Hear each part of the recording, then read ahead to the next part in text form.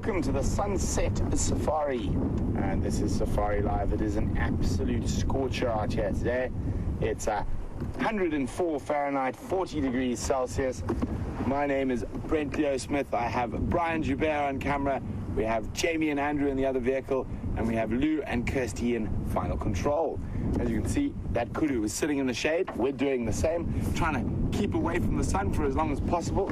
But let's go see. There were quite a few animals who were being sensible and hiding in the shade.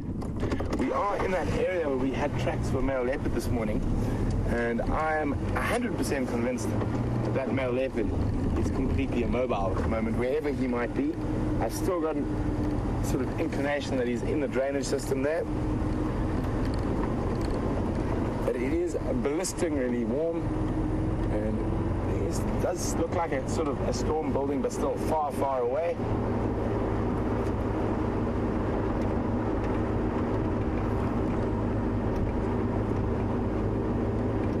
And everything's hanging out in the shade.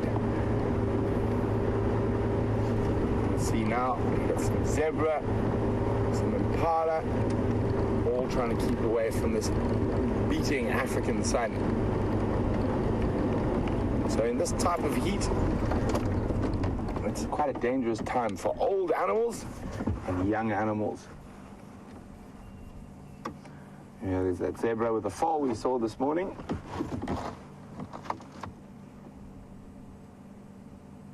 You see the foal just behind. And there's a bunch of impala. Most of the babies are flat on the ground. And there's almost not a noise. Hardly any birds. Let's see. Even very little chewing of the cud going on. One female there chewing away, the others sort of just standing. And even behind us, the birds that are normally the kings of the open grasslands, don't run away now, were hiding in this little thicket. They've moved slightly now. They're trying to keep away from us. They're hiding in the shade and just walked out into the sun now. There's some crowned lapwings. There we go, hiding in the shade, which is a very unusual place to find them.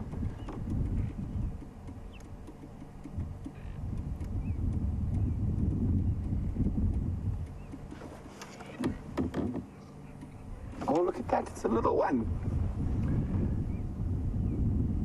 There's a little chick there.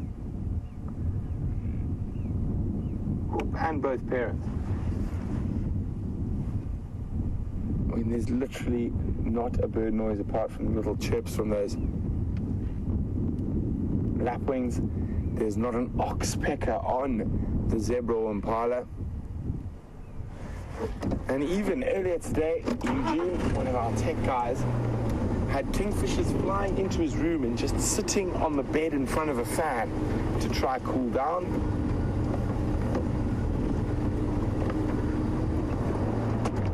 So we're going to go find a spot of shade to walk. There we go, there's that little zebra foal's popped out.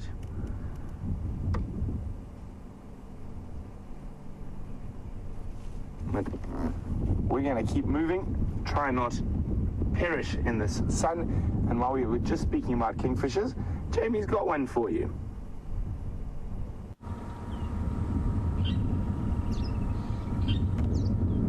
We have one very, very hot woodlands kingfisher. I'm sure that Brent has touched on the fact that it is 100 degrees Fahrenheit this afternoon. And this little one is panting away. Open beak is pretty much the only way it has to cool down, apart from quick dips in the water. Although at the moment, having a look at Buffelshoek Dam, it doesn't really seem like all that appealing a prospect. The buffalo seem happy, wallowing in the what would be the word for that water? Tepid would be a good description. Stagnant, green, slightly stinky. And it seems that all that it's become good for is a wallowing patch for Duggar boys.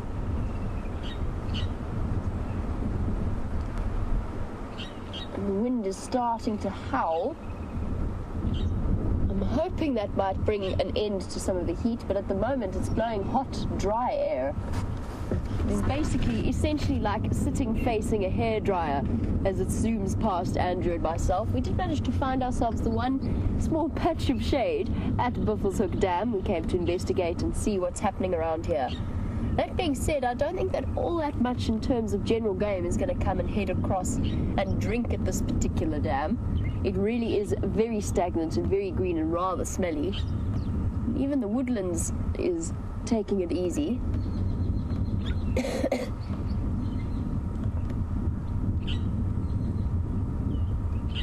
Paul, you are absolutely right. It is scorchingly hot. The buffalo have painted themselves in mud in an attempt to cool down. A spa treatment of note. Hello, boy. And you have to feel for these animals living without any kind of air conditioner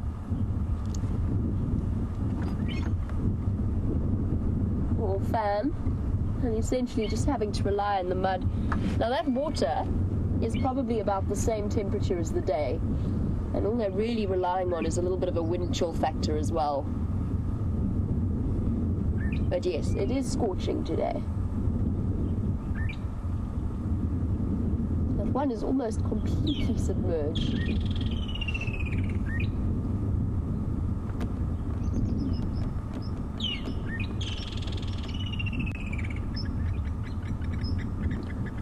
Well, Wayne, if you missed out on this morning's drive, despite the heat, we have a new arrival at Djuma. You were wondering when it was born. Well, we happened to catch most of the birth live on this morning's safari from the start. We went out onto quarantine and she was already going into labor. And we were lucky enough to see the feet starting to stick out and then the nose, before eventually it got to the point that she disappeared off into a thick block. And it was only really right at the end when the calf was born and running around that we finally got to see it. But it's obviously had a nice drink. It's dried off now, and you might have been watching the Djuma Dam camera because it just came down in the last few minutes. It came down for its first access to water and its first proper drink of water. So really, really amazing stuff to have been able to witness that. We spent essentially 6 hours with wildebeest between yesterday afternoon and this morning, and it really, really paid off in being able to share that wonderful. Actually, I would say I was at a loss for words in witnessing that entire momentous event this morning in the sun-rising sun with dust and steam coming off the mother. It's absolutely incredible to witness, and then to see that wobbly little new life wandering about on spindly legs, looking a bit dazed and confused, but still healthy and happy. And it's a perfect time for her to have had that baby, because on a day like today with weather like this, there is not a savvy cat around or predator around that's going to be out and about and hunting. So that wildebeest has had that whole morning or whole day stretch to get more stable on its legs, build up its muscles a little bit, get that coordination right before facing the night ahead. And all we can do really is keep our fingers crossed that that little one makes it through its first few weeks of life. It's the most dangerous time for it, but hopefully it will survive. Now, somebody asked me a little bit about tick loads and parasites. I'm just having a look at the oxpeckers that are sitting on this poor buffalo. Doing him a service, of course. But Virginia, I know that you'd asked about whether or not the wildebeest calves will be subjected to ticks as soon as they are born. And I just wanted to tell you that shortly after we finished the show, we saw a lot of the babies with oxpeckers on their backs, helping to reduce the tick load. But that does mean that they already have ticks climbing around them. Imagine that soaking also helps. Look at that mud. It's just dry, cracked earth at this point.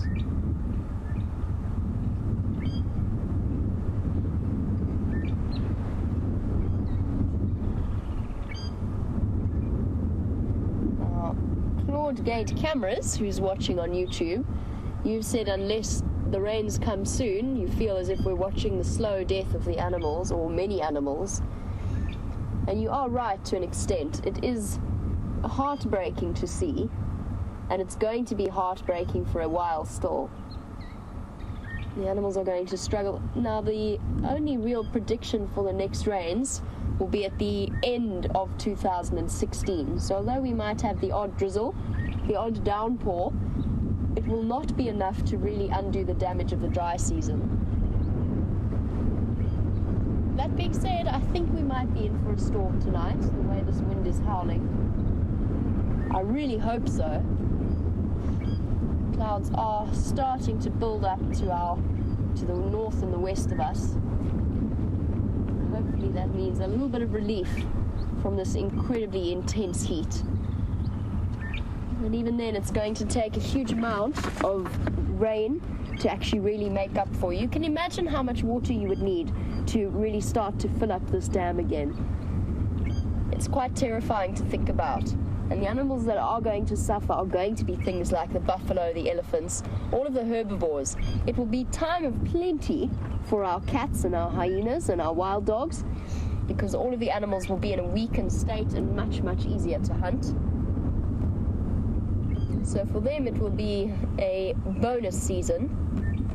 But for buffalo like these guys, and that poor buffalo who looks positively like he's asleep and baking in the sun, it's going to be a hard year ahead. Just to give you some rough ideas of numbers, I suspect, it's not an official number, so don't quote me on it, but I suspect we've had somewhere in the region of about 50 mils of rain so far in this rainy season. We should have, on average, by the end of the rainy season, we should have around 500. I think the chances of us actually reaching that are fairly slim. Look, there's still hope. The most rains happen in around January, February, March. It could still come, but a lot of the experts have put forward some rather dire predictions about the state of the weather over the next year or so, which is why we've got to enjoy the moments that we have had, for example, with that live wildebeest birth, because those births are not going to be nearly as common next year if this weather continues. And shame, on the opposite bank is the Egyptian goose, and it seems as though all of our goslings that were around Buffelshoek Dam, it seems as though most of them have been, or all of them have been killed, and that's partly probably because of lack of access to food and grazing potential, but also because the marabous have been targeting this area and making the most of all of the dead fish. And Fiona, you were wondering, because there have been so many dead fish within this pond, whether or not that algae is toxic. And yes, to an extent, although at least it is oxygenating the water to some degree.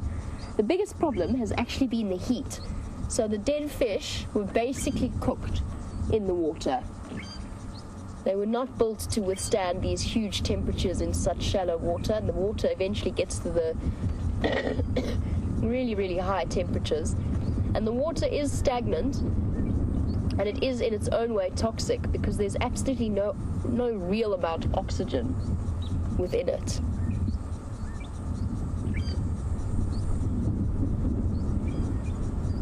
Birds are still fluttering about. There's our poor Egyptian goose pair that lost their babies. It's become quite a dire scene to come and visit Buffelshoek Dam at the moment, but hopefully very soon we'll be seeing a bit more in the way of rain. Right, I'm going to continue on my mission to see what's around the eastern edge of Djuma, and while I do that, let's head back to Brent and see what he's up to.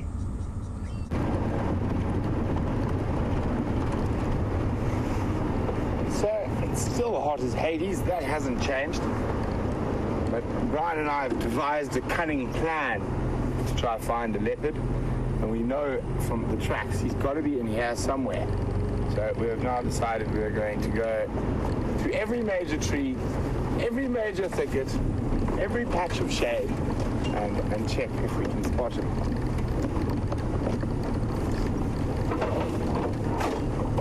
And we'll be checking it very carefully through this block. sometimes when it's this hot, leopards like to get up in a tree where there's a bit more breeze. But I mean, it's so hot, the flies aren't even out. Oh, butterfly, a joker. I'm going to keep on with a few butterflies. It's even so hot, most of the butterflies aren't moving. It's very wet.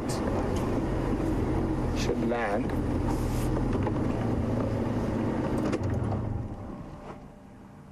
Here we go. Where are you going?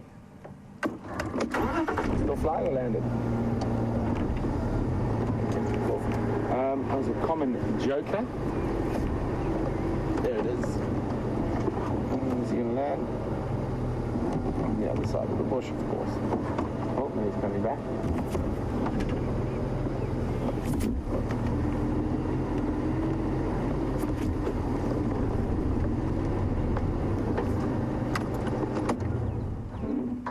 Where did it go? Did you see, Brian? Mm-mm. Oh, there it is. Okay, it's landed in that little hollow there. Hopefully it doesn't take off again as we move. I thought it landed in the little hollow. Oh, there's a brown veined white there as well. There's... Oh, it's so fast. There you go, it landed over there somewhere.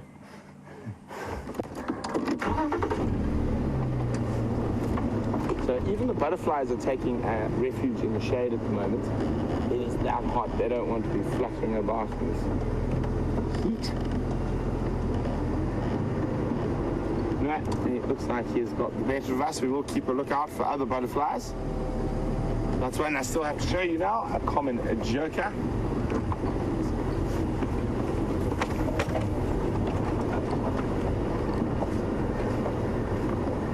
And the other one that got away from us this morning was the African monarch.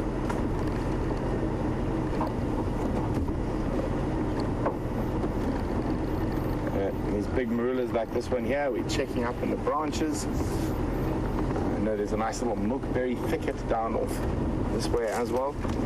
A good place for a leopard to hide from the heat.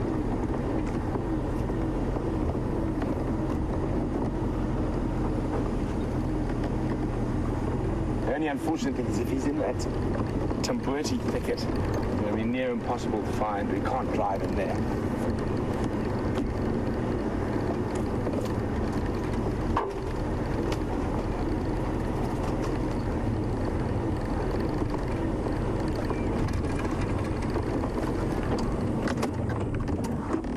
Got a bit of an aerial battle going on there.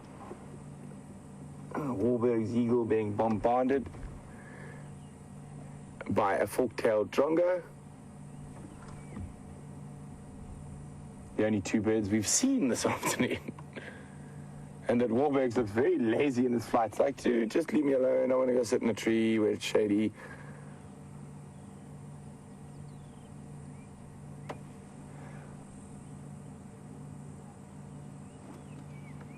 Off they go. A very, very pertinent question by Rich King. And he would like to know, does the camera gear or the vehicles or other equipment start playing up when it's very hot? It does, believe it or not, Rich. I mean, we've got really, it's incredible the amounts of punishment the gear does take. But we do have overheating problems sometimes. Brian and I actually had the camera get too hot and turn itself off once before. And I am watching the heat gauge on the vehicle quite carefully, and I brought extra water just in case today for the vehicle.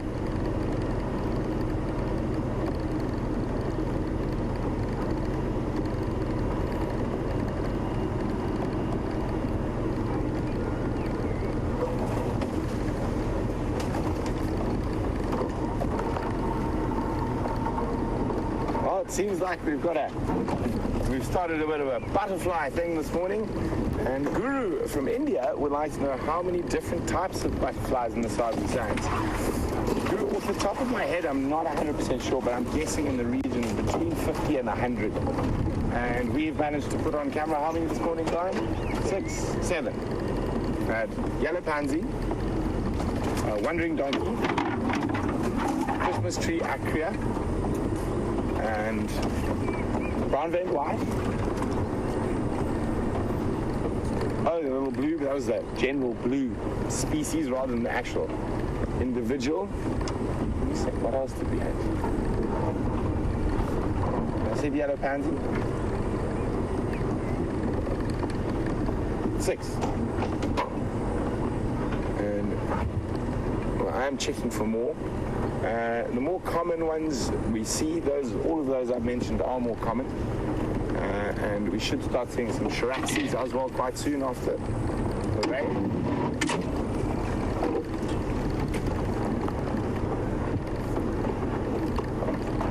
Looking like deep little bits of shade like that. There's no leopard in there at the moment. You can see on a termite mound.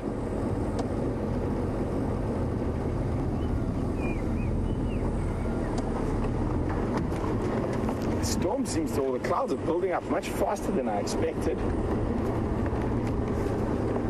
Definitely do with a little shower, give us a bit of a break from this heat.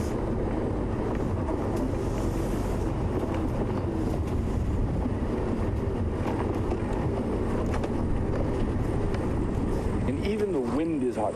I mean, it is amazing. Our rooms today were the same temperature as outside, and doors open, windows open, fans blaring, and it still was incredibly hot.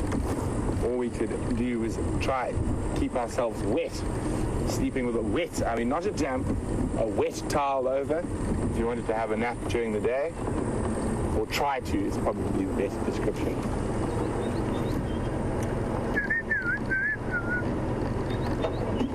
Some little scrub robin in here somewhere. Oh, we're getting into some thicker stuff. Maybe this is where he's hiding.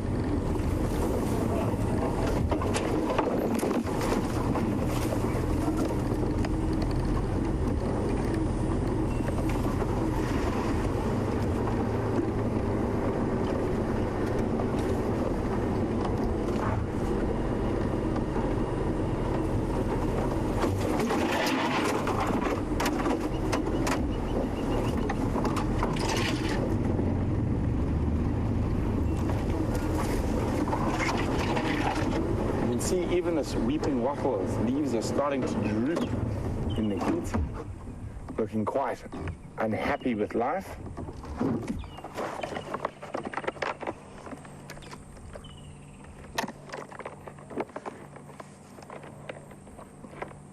One woodland kingfisher calling.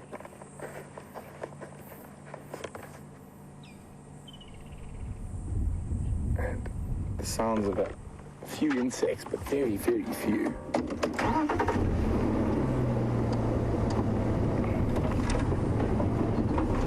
Okay. Some quarry things over here that look quite promising. So we're going to loop this way first and then come back into them. Found one of the big animal parts.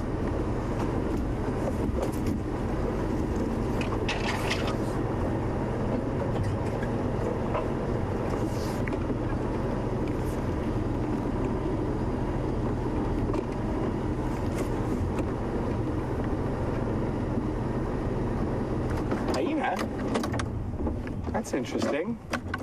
Oh, there's a spotted hyena sniffing around here. That's very interesting indeed. See if we can find it now. And moving in this heat. I wonder if it's on the trail of that leopard that's made a kill. And while we try to sneak in here,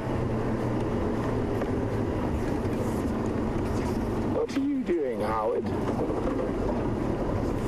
Oh, there's a couple of spotted hyenas in here, and I know exactly what they're doing. They're doing what we should all be doing, and that's chilling in a swimming pool. They found a wallow that's protected by some shade. There's actually a whole clan of hyenas here. Oh, don't get a fright, sorry guys. Some sub-adults and adults. The adult just doesn't even lift her head, she's just sleeping. So they found a body of water that's quite well protected by shade. And they decided, far more civilized, to chill out here in the water and next to the water than anywhere else. And I think they're onto something. We should come back now.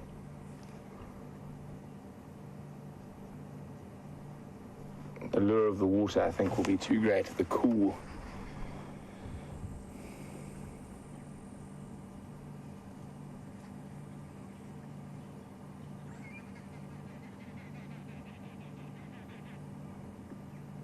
There we go.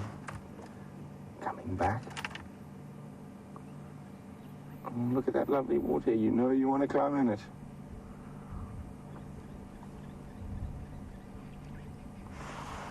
Hyenas are great fans of using these pans and puddles as swimming pools.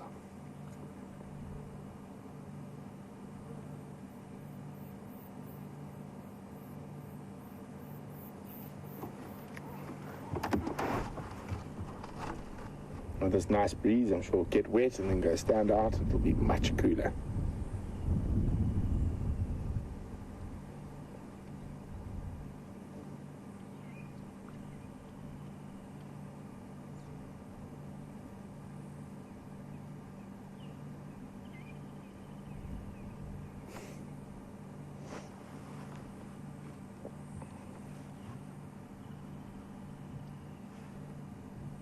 Little guys, come on, back in the pool.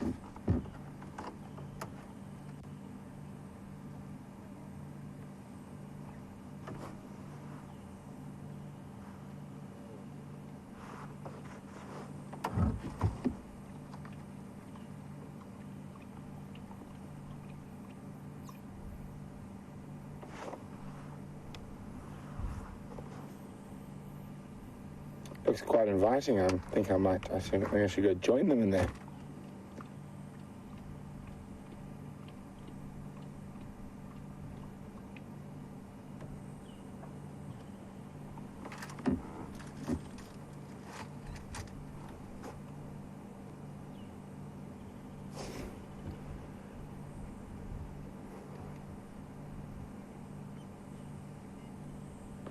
Well, Paul says it's a hyena beach day, yes?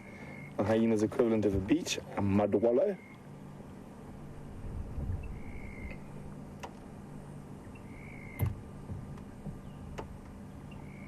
Oh, there comes the sun again. And they've definitely found one of the only mud wallows that's not out in the sun. So on top of not evaporating quickly, it'll be a little bit cooler.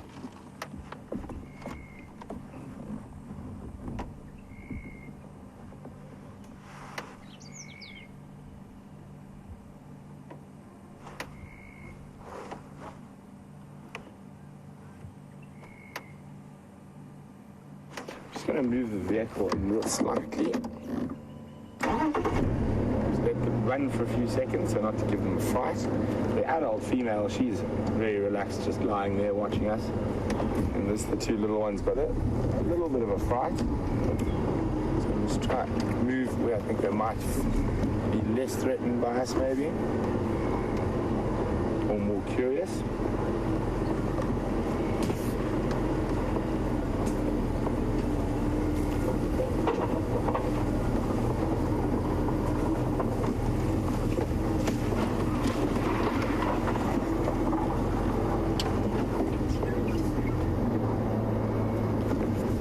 They don't look like that. We'll come back here just now. Let them relax a little bit and then we'll come back and we'll stop a bit further away. And we'd like to know, would the hyenas bring their cubs to the water in this heat? Not the little ones. The little ones would still stay at the den. As you can see, these sub-adults that wander around with the adults now at this age, they'll definitely go to the den, out to the water.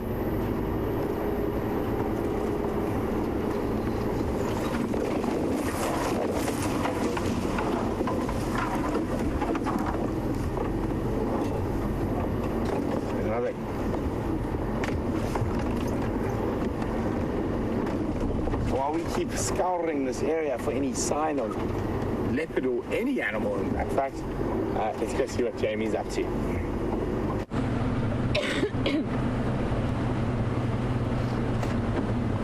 Well, the nice thing is that the temperature has dropped a little bit and the sun is starting to disappear behind banks of clouds.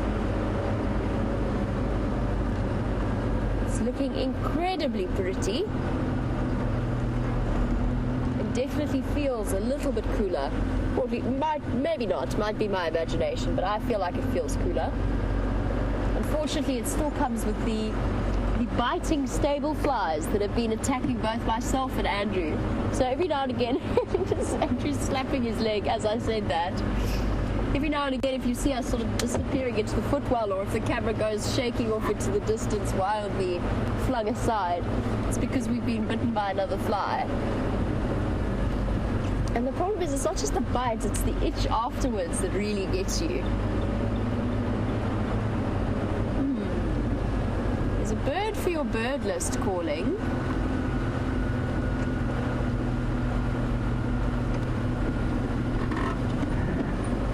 See if it calls again. Finding it is going to be almost impossible. Not you, you attention seeker. Woodland's kingfisher. I'm sure I heard a Sterling's wren warbler. No, all I can hear is a kingfisher. Okay, well, we'll carry on. Oh, there it goes again. It's a Sterling's wren warbler. It's a tiny, tiny little brown, very plain-coloured bird. You hardly ever see them, but you do hear them quite a bit. But I haven't heard them all that often on Djuma. I'll listen again. And while we look at there, I'm not sure if you can hear that beep, beep, beep, beep, beep.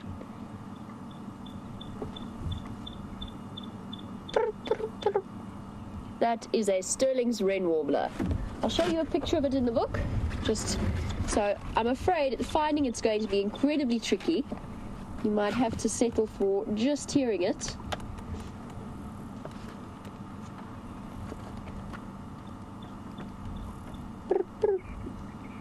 One that I've not often heard here.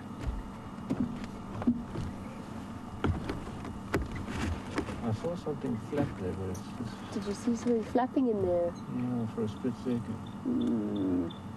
Then it's not our... in that marula tree. That sounds like exactly where it's coming from. So Andrew might have had the briefest of brief visuals. This is the little bird I'm talking about. Tiny little creature. 13 centimeters, which is about 6 inches in height. Very cute little thing. You hardly ever see them, but you do hear them. Don't often hear them. Alright, well, that was just a very brief stop to attempt to add a bird to your bird list, but I think it's going to stay hidden away.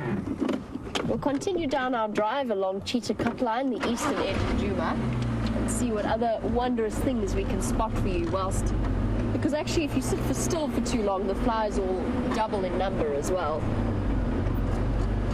Now I've mentioned that I think the rain is coming. And I know that, Joyce, you were wondering if the vegetation is going to survive the drought season ahead. And it will, to an extent. A lot of these trees will survive. The grasses might have a tougher time, but bear in mind that a lot of the really good quality grasses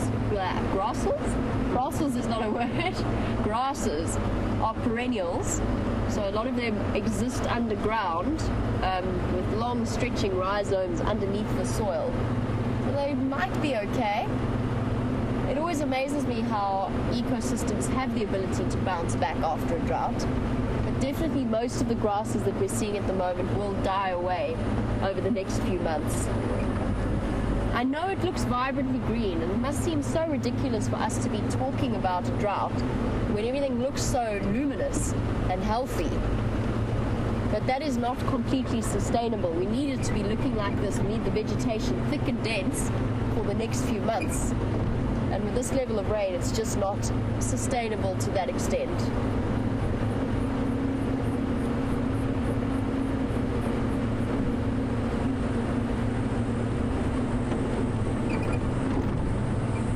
As we continue on our search for something weird and wondrous to show you, the weird and wondrous Brent has found those hyenas again, so let's head back to him.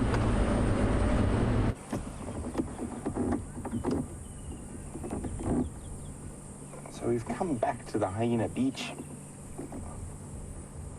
And looks like this little one might go in. Get into my bottle of water. It escaped me. There we go. And it is incredibly warm at the moment. I'm hoping those hyenas are going to go for a swim. We're just going to sit here quietly and wait.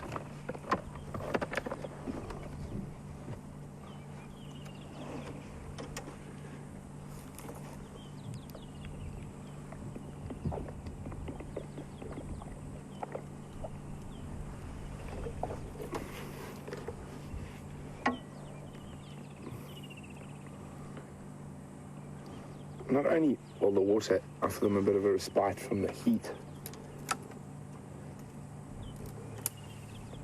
it'll offer them a bit of respite from the biting flies.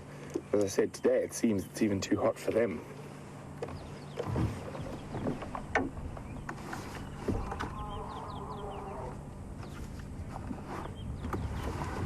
Looks like they're just relaxing.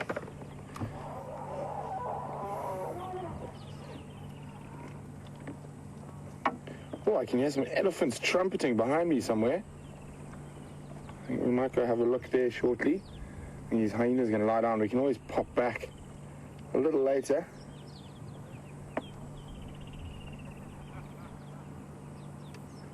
And Tax from Juma is on his way to join us with these hyenas.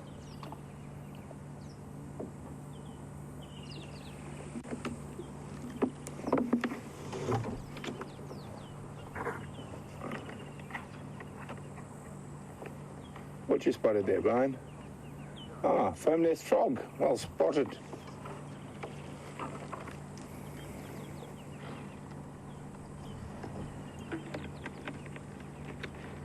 So we're just going to make some space here for Tax. There's not that much space for too many vehicles around here to have a look. Oh, push the blind go.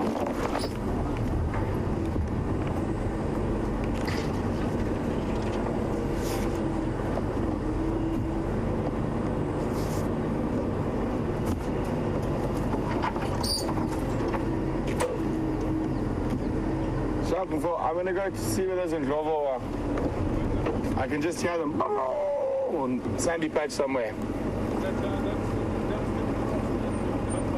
Yeah, but I heard the Glovo pulled the fence this morning already in Yari yesterday. Cheers, guys. Enjoy.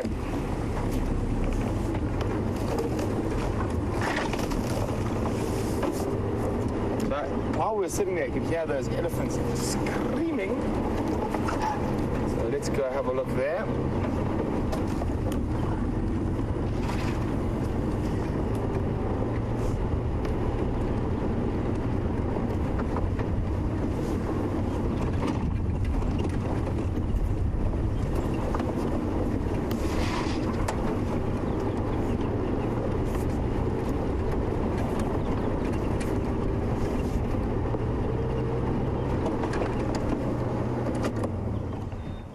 There's another butterfly for the list. To the left. Oh, you asked. No, that's a broad. Ah, that's the other one we had this morning.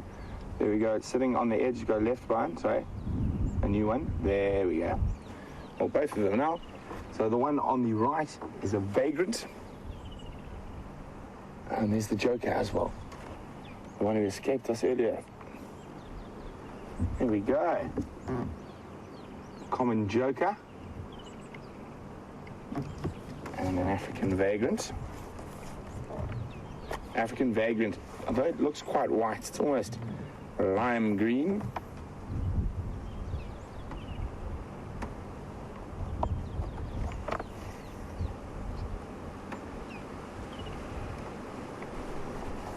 There we go.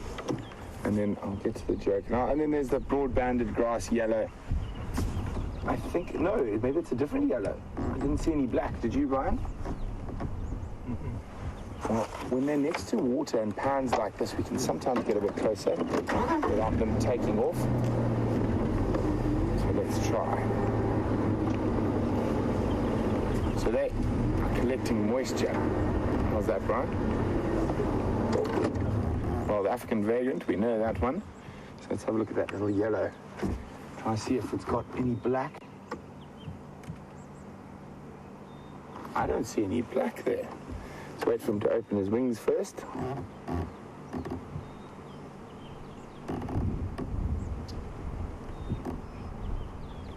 Come on, little guy. He's a thirsty butterfly.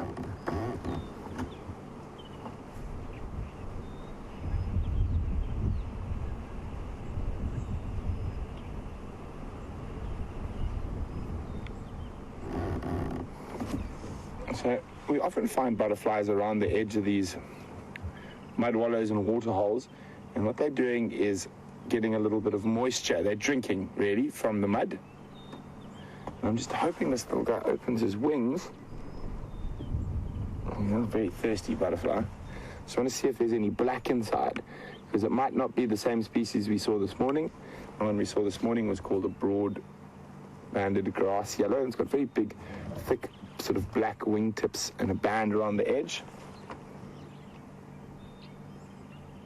Oh boy. Now I'm in trouble. Right. Over there. And there is another little blue. And he's, just took off. Oh, he's banded again.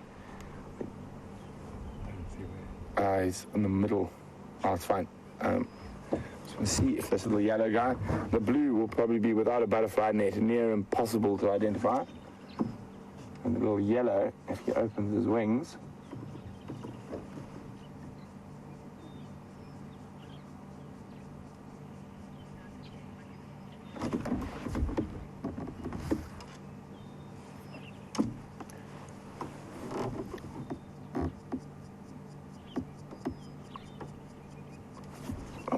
come on, little guy. Well, actually, while we wait for that one to finish its drink, let's have a look at the African vagrant. There you go, sort of a yellowy, but the inside yellowy with those two spots, and the outside almost has that sort of lime greenish color.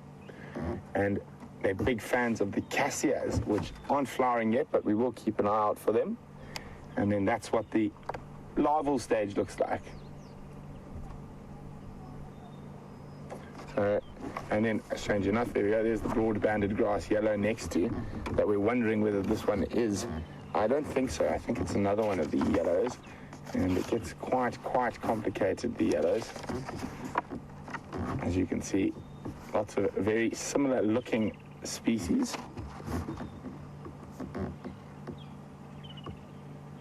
Very thirsty butterfly, drinking from the mud. Also a whole host of other insects doing the same. There's some wasps around. Oh, elephants. Hello. Well, when you're looking for butterflies, you get a huge herd of elephants approach. Kijk, there's a cool little clump of endlove coming up behind you.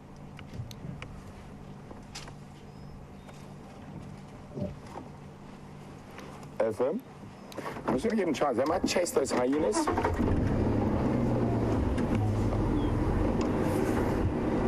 And elephants are one of the few animals that are able to move on these really hot days. I think they might be going for some mud. And they might actually go interrupt hyena's beach day. Oh, look at that.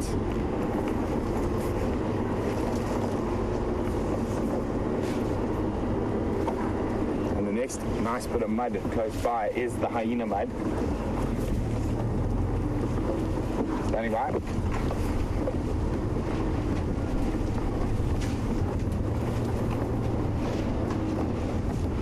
Highly mobile west through the block to the different mud wallows of vertical access. Look at that. It's a pile of elephants in a tiny little mud wallow. Look at that. Look at little guys.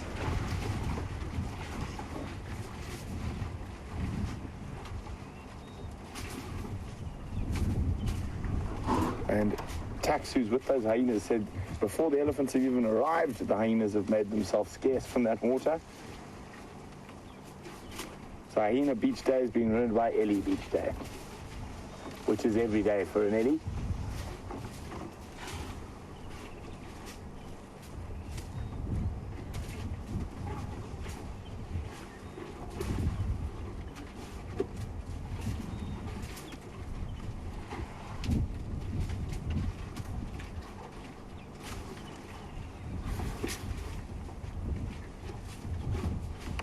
Those little ones really getting in there. So cute.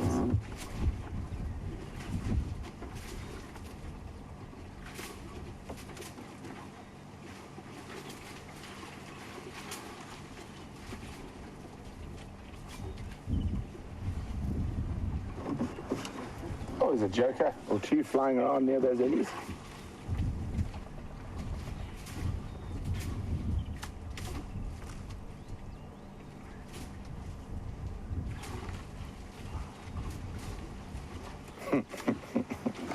That little guy is seriously enjoying the ride.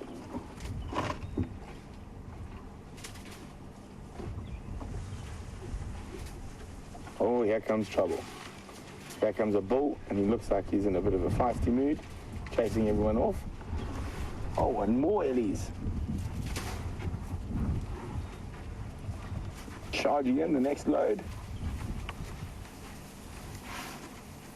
Don't get cheeky with me, madam. I haven't moved. You came here.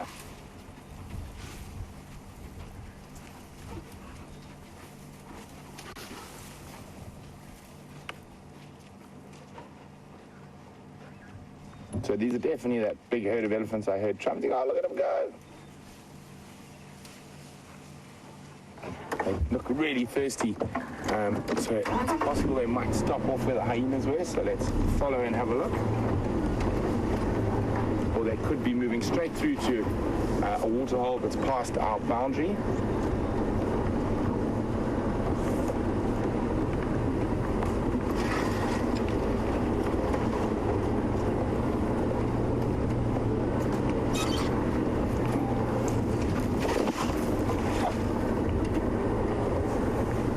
Wow, look at that. Unfortunately, the hyena's private resort has been discovered by a much bigger resort goer.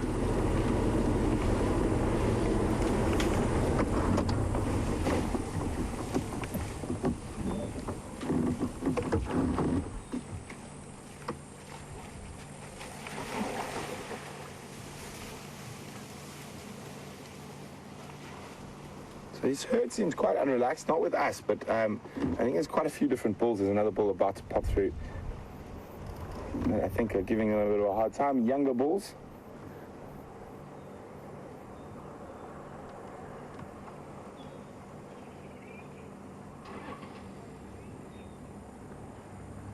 They're moving really highly mobile. We'll try to stay with them for a little bit. Larry was worried that the Ellie babies might be trampled in there. Don't worry, Larry. Ellies are quite good at not standing on their little ones.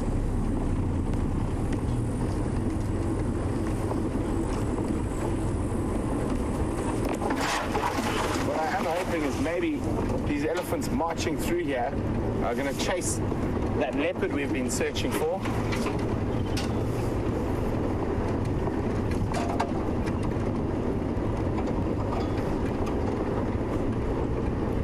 And they're already across our boundary, and they're going to that other big waterhole that's to the west of us. Oh, pandemonium with those bulls chasing them up and down.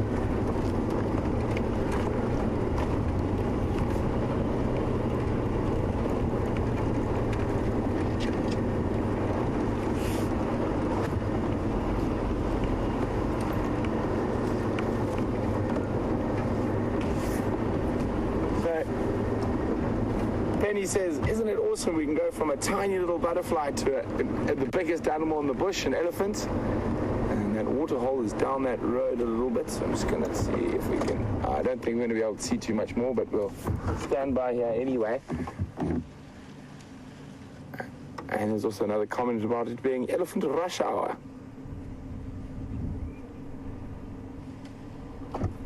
They're off to a waterhole called Heidi. We said it was elephant rush hour.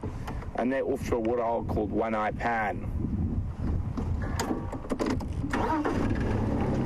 We're going to turn around. I think I might give this area a bit of a break because that's still that one bull on his way.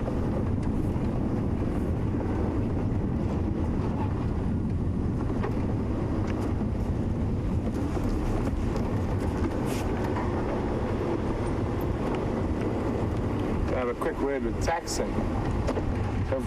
Is that in Konzo of Tingana where you cross? Yeah, that Wasabi Sands, I saw that Konzo before they dragged. But I can't find Luton Word till I access on Parlour Road. And I've walked the Skove here, and I've checked every bush. He's got to be sleeping here somewhere, it's so hot. Yeah. But, anyway. Yeah. We'll see. I'll try to go along the road. Okay. I think I'm going to go ahead down towards quarantine again. Just want to tell you we watch you guys. We're from California. Okay. Watch you. Well, really great to meet you. We'll pop in and say hi if you'd like. We'd love. Sure, we'll definitely pop through you out for your teller. Yeah, that Okay, would cool. be awesome. I mean, my husband is addicted. He's geared around when your show is. Well, isn't that great? Even out in the bush, we get Safari Live fans. They're coming to visit the bush for real this time. Oh, perfect, we will do. Okay. Have a good night, guys. Cheers.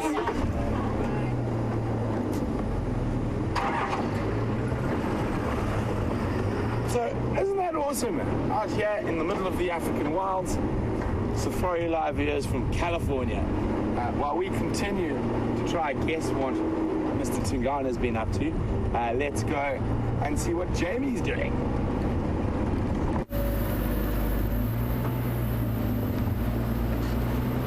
Well, Jamie's currently driving through the Mawati drainage line. Definitely one of the most beautiful places to come and experience. It also has the added advantage of being nice and shady and protected by thick vegetation. Everywhere, these little tiny brown things.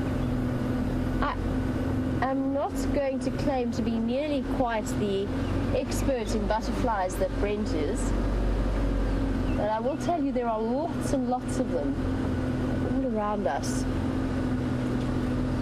It's actually quite a special feeling driving through here with all of these butterflies fluttering around. There's something very Disney-esque about it.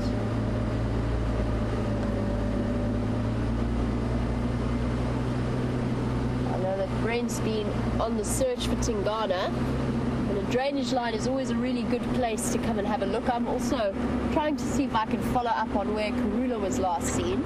She was just a bit further to the west of us. Drainage lines like this are perfect hiding places for leopards. Lots of nooks, crannies, little hidey holes where a leopard might be lurking. So keep your eyes peeled, because you never know what you're going to find around the next bend of the river. And that is what this is. We are essentially driving in a dry riverbed.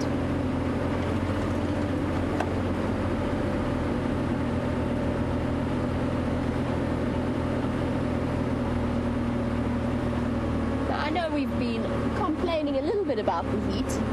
I'm not really complaining, because personally I far enjoy being too hot over being too cold. But James Taylor, you were wondering if there's any animals out here that really enjoy the hot weather. And not that I can think of until you watch things like elephants having a wonderful mud bath, and then they seem to be enjoying themselves just because they're escaping all of that heat and playing in the mud. The reptiles at this temperature, you know, of course, that reptiles are ectotherms, so they rely on the external temperature of the world around them to maintain their body heat. But at this temperature, it's a little bit too hot for them to be out basking in the sun. That being said, they're very active around the various trees and in the shade. So I guess that's one good example. I love this spot. It's like an entranceway towards the drainage line, this archway created by a beautiful russet bush below. Oh, butterflies everywhere. Everybody duck. Everybody watch your heads.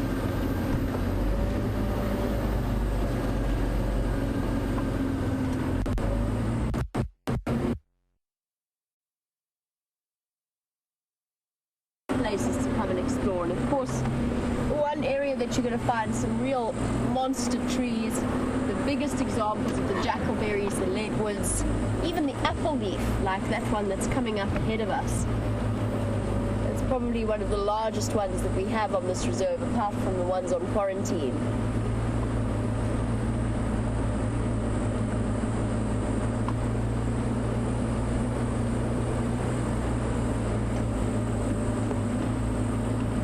For those of you who haven't heard the explanation before, and you're wondering what that giant ball of GoPros is on the front of the car, it is a virtual reality rig.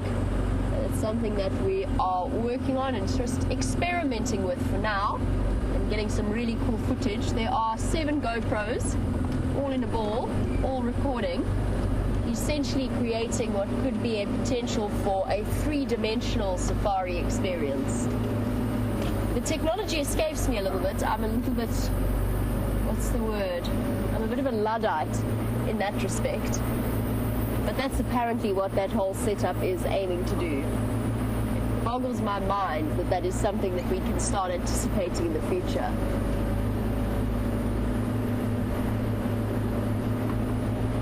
I know that Brent's been hunting butterflies. I've been trying to catch one as they fly past me, but so far I've missed out. Oh, but what a beautiful place to spend a really hot afternoon.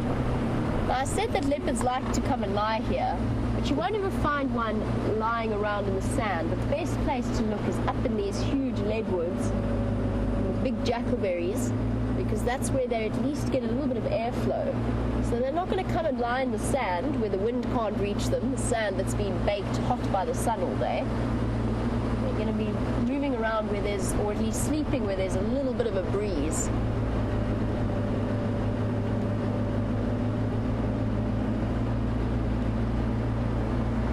Too beautiful. And as the clouds roll in. Wow, now Ashley, you've asked what my most exciting has been on a live safari. Oh, Ashley, it's a really difficult one. If I had to choose, I think the wildebeest birth this morning, for me, obviously it's fresh in my mind because it happened today, but that was the most incredible moment for me. I've never ever seen a wildebeest give birth, and to be able to watch that and to know that we are sharing the story of that mother and that baby around the world, for me was goosebump material. I think what other hugely exciting, I mean, every day is exciting, and that's the best part, is most of the things that happen have been so incredibly unexpected. I think very top of the list would also be some of the wild dog sightings that we've enjoyed. Those pups are just tremendously entertaining and such good value to watch and entertain us. So those are definitely high up on the list as well. And of course, when the wild dogs are being chased by the elephants. What else has there been? Anything involving the spotted hyenas is always an entertaining one. Not necessarily the most exciting, but definitely entertaining. And then, of course, those incredible moments where you witness the big cats hunting are definitely not to be ignored. We had one incredible sighting that Brent and I were both filming at, where we extended the show, I think, for almost an hour, where the Nkahuma Pride were chasing a herd of buffalo at night, and there were just clouds of dust, and every now and again the buffalo would turn around and turn it against the Nkahuma Pride and turn it towards them.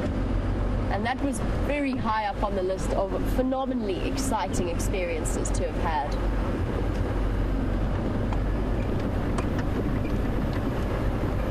Hello, buffalo. Important lesson on why you should always be careful walking at this time of year, especially around these pans, just like what where the elephants were playing around with Brent. That one that's standing at the highest point, looking down his nose, that's an expression that nobody wants to see on foot.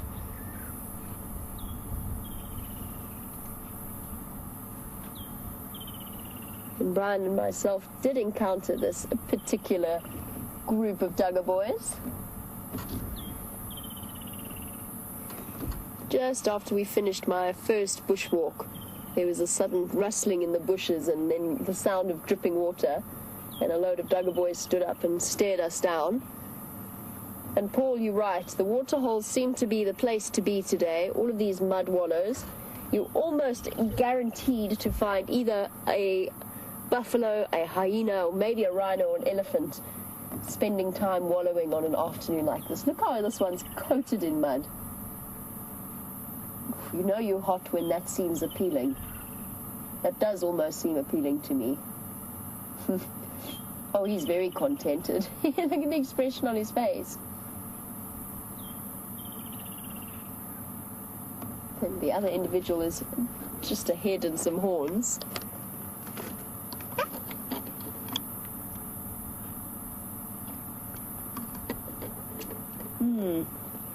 Just took a moment to have a sip of water, and it's sort of distinctly warm. Quite as refreshing as what I was going for. All right, Buffalo. Well, enjoy your mud wallowing for the afternoon. Let us continue on for our search for the Queen of Djuma, because you never know, she might have met up with Tingana. She might even be looking for Tingana. We know that she was mating with him a couple of weeks ago, and she's right at the point where if she is pregnant, then she's going to ignore him. But if she isn't pregnant, this is exactly about the right time where she'll be coming back into estrus again and be looking for a mating opportunity. Now, of course, all of us are hoping that she is pregnant, but it's taken a couple of attempts from Tingana so far. But it will be a nice way to know for sure whether or not she is.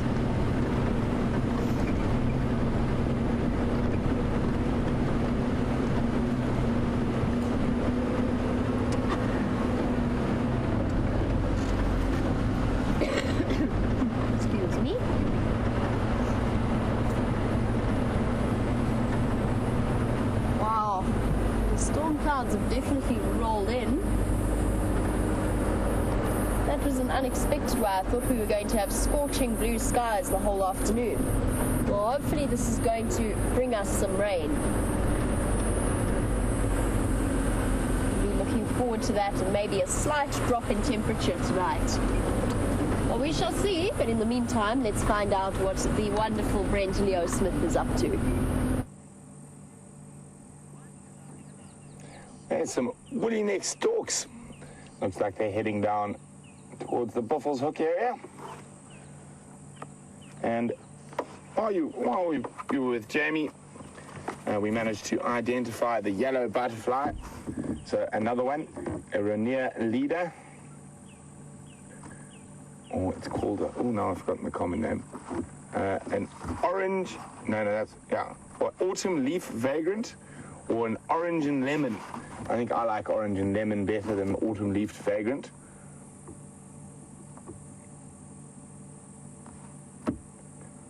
And that's the male we saw. The female, not quite as pretty on the underside.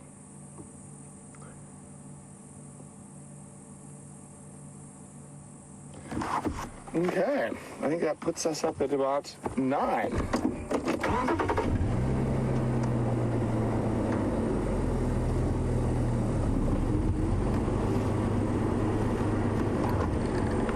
Raisa was saying what the yellows look very similar. What is the difference between them?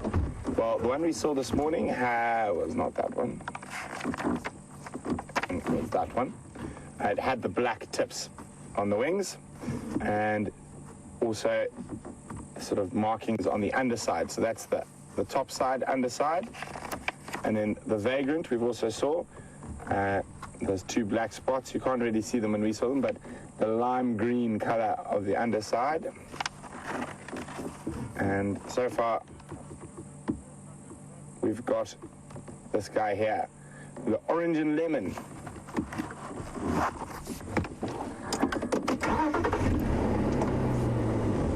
So Raisa was wondering how to tell the difference between the yellows, and sometimes you have to look very carefully. I said, doing it this way, very difficult.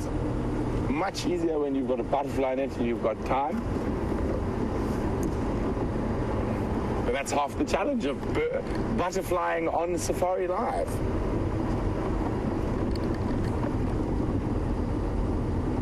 And the cloud has come in, and hopefully we'll get some more movement out of butterflies and other things.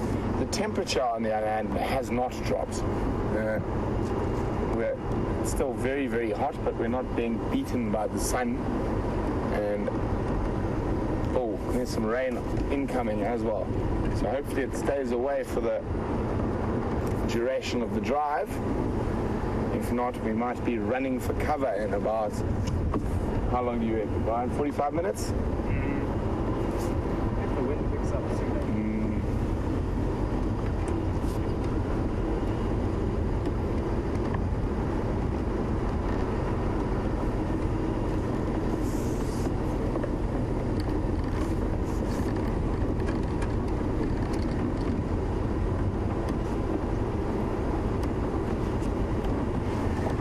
Obviously, there are lots of biting insects in Africa, and Dear Spriggs is wondering if one of these biting insects happened to bite me while I've got malaria, for example, and then fly across and bite Brian.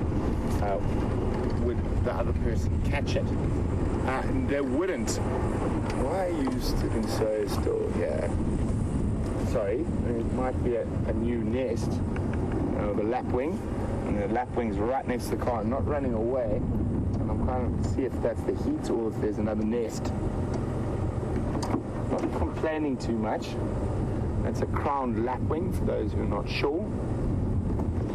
No, I can't see a nest. Sorry, back to your question, dear Spec. So most of those very bad diseases and stuff like that, malaria, HIV and whatnot, actually will die in that process. They need a very specific sort of specific set of circumstances to survive. So most of them do not pass on like that.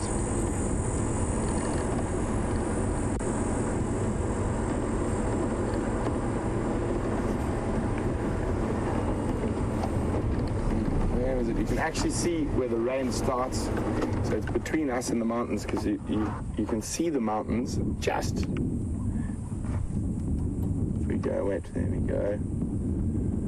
Beyond that dead knobthorn, you can just make out the mountains there. And then all of a sudden, if you go off to the right, boom, there's the rain. You can see the darker color there, and that's the end of the mountains.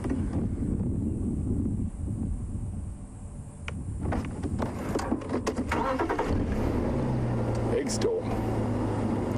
Brian's found you a ray of light shooting through the clouds.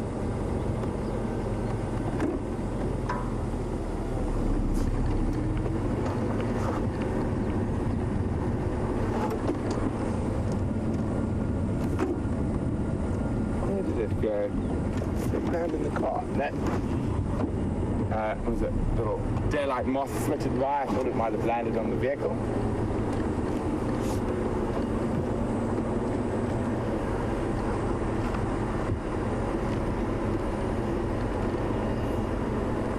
So we're going to cross across to Jamie very quickly. She's got something fascinating.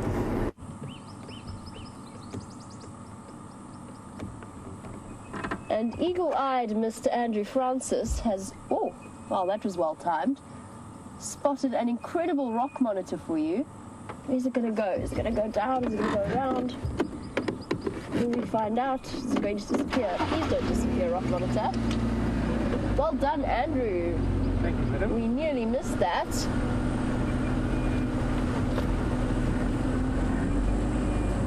Sure. That was a very nice surprise. Is it cooling down? We can get him from there. Oh, there he is. Oh, he's seal on the base there. Hello, buddy. Having chatted a little bit about the animals that are active at this time of day or enjoy the heat, here is one very good example. Where did you vanish? Oh, I can see the grass moving. There it is. Making an appearance behind the log. A rock monitor lizard, or a leguan, as they are known in South Africa. Hello. Something inherently prehistoric about them in the way that they move. Now, I know it's a rock monitor because of those bands of colouring along his side and along his tail. Water monitors don't have such strikingly clear patches as you're going down to the drainage line. Yeah. Awesome. Oh, here he comes. There he is. Sitting there.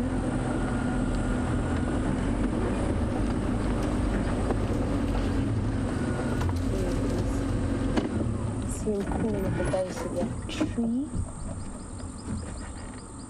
Now, he or she could well be out and about on the hunt looking for frogs and rodents, birds' eggs, anything along those lines. They're very resilient and versatile creatures in terms of their diet. Awesome. And so amazing to watch the way that they move. And they're just as at home up in the tree or scurrying around the ground. And they can move incredibly fast when they want to. And definitely not an animal to be cornered. I've come close a couple of times to being bitten by one when I was a child and attempting to catch them, as you do, you know.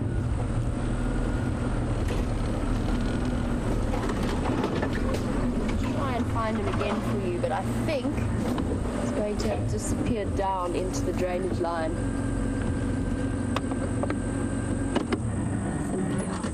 Oh no, there he goes.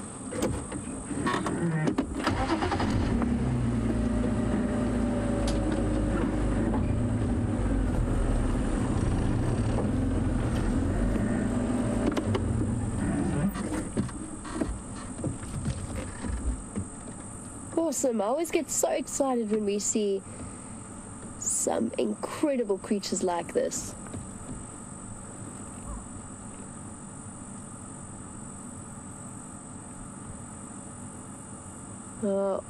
Charles Gate cameras, you mentioned that the water monitor lizard seems to be smaller in Africa than they are in Asia. This is, for this particular rock monitor, this is quite a small individual. They can easily be double that size. But there's a chance that there's a size difference. Andrew, you've worked in Asia. Did you see that the water monitors were much larger or roughly similar? So this is quite a small example that we're looking at, and the last few ones that I've seen have been quite small. Just going to see those birds even might start alarm calling at it, because at this time of year when all of the birds are nesting, this is a serious threat to the well-being of their chicks.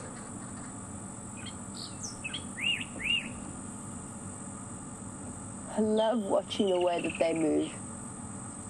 That sideways motion. It's hunting. See the way it's scouting about with that tongue popping out every now and again to draw the scent into the organ of Jacobson at the roof of the mouth.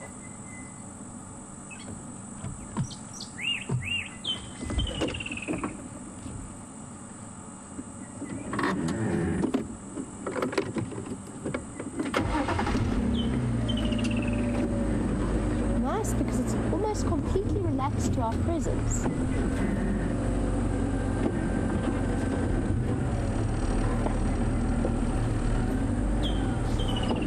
It's going to disappear.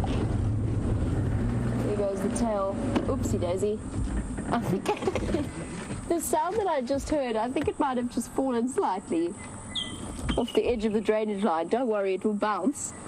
But it'll be absolutely fine. But I think it did just take a slight surprise tumble, because this particular part of the drainage line wall has washed away So it's become it drops down very steeply.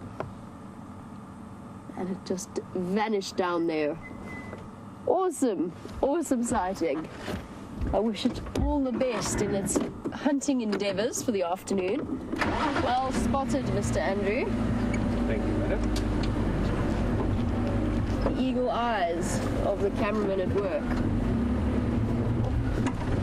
And we're going to try and navigate our way out here without stabbing Andrew, which would be very poor reward for his hard work.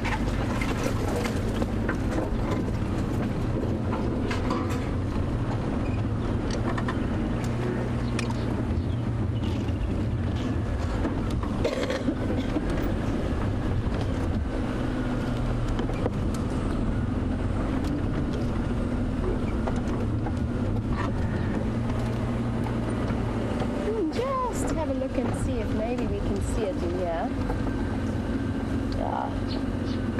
Taking a bit of a chance. Nope. But you can see what I mean about how steep the bank is of that wall.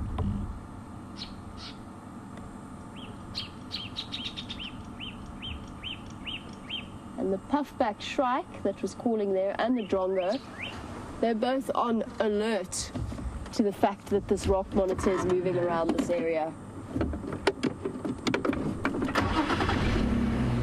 Oh, now we've got to do some serious reversing skill so that we don't go tumbling down after the leg of our dip.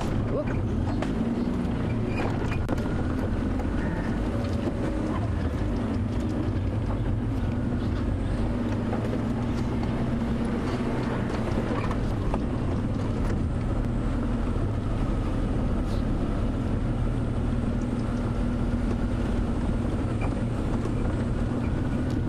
Getting some feedback from people in response to the question about Asian monitor lizards, and Jerry, WildEarth's own one and only Jerry. Hello, Jerry. Hope that we will see you back here very soon.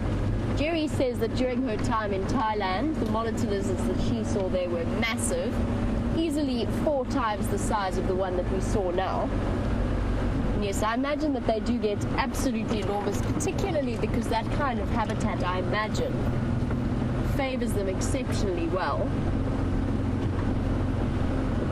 That being said, that was a very small monitor lizard that we were looking at. Definitely, by far, not one of the biggest ones I've ever seen. Oh, good morning, Texan.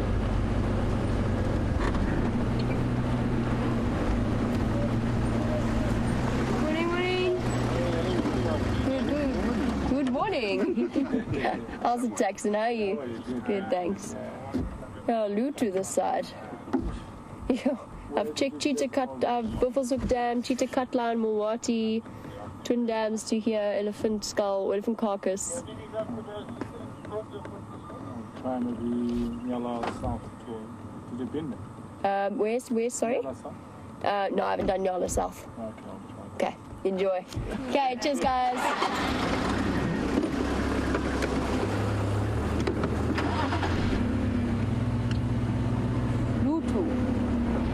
Is what we say in South Africa when there's no updates, no animals around.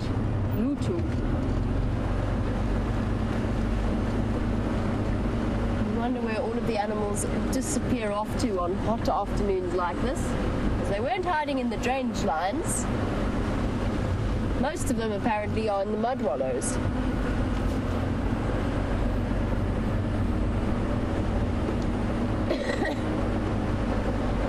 It's always useful when you do have a moment to stop and to chat to the other guides that are around you.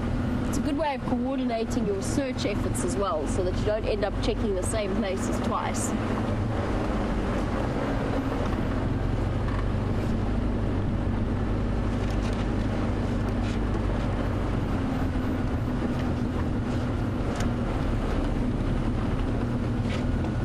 Coming up to Treehouse Dam now.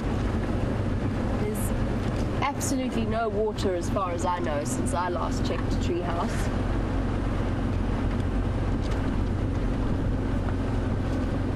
But hopefully this, what looks like rain that's on its way.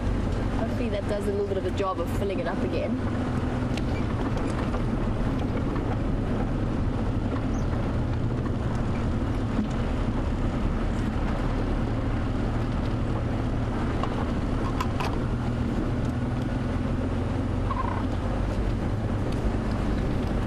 Hello, Impala.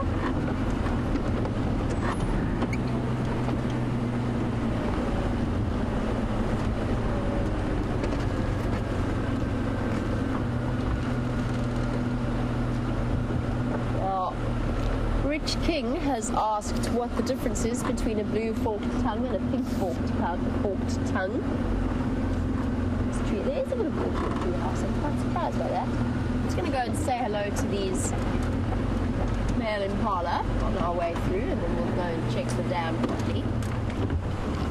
But Rich King, in what particular sense would we mean in terms of blue or pink forked tongues?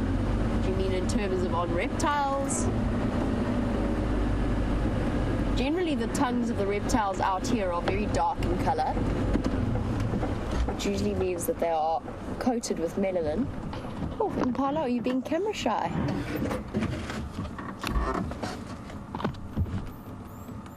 Really nice big group of mature bachelor boys.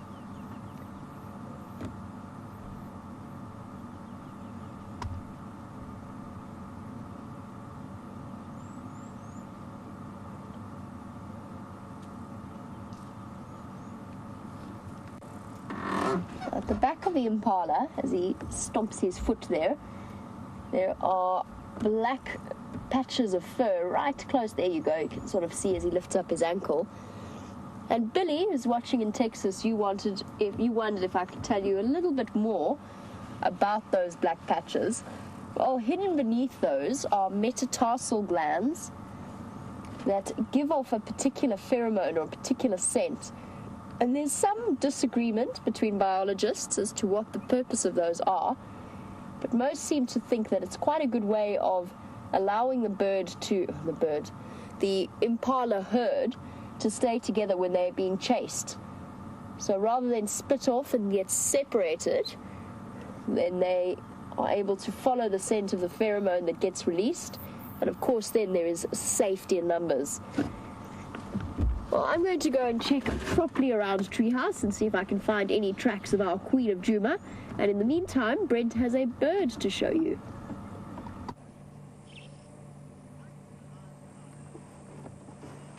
So we've got a red-breasted swallow, and the fact that it's already sort of perched and not moving, and you can see how dark the sky is behind it, I've got a feeling that this rain is coming in a hell of a lot faster than we originally thought.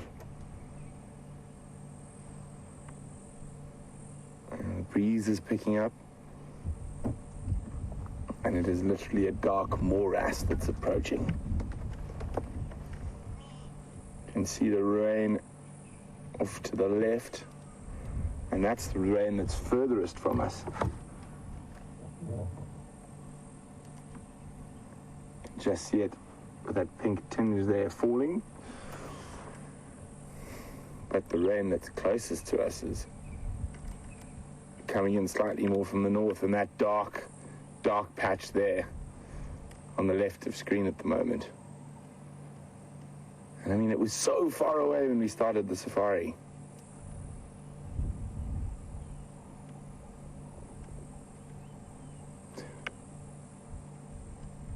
It would be quite nice to break the heat.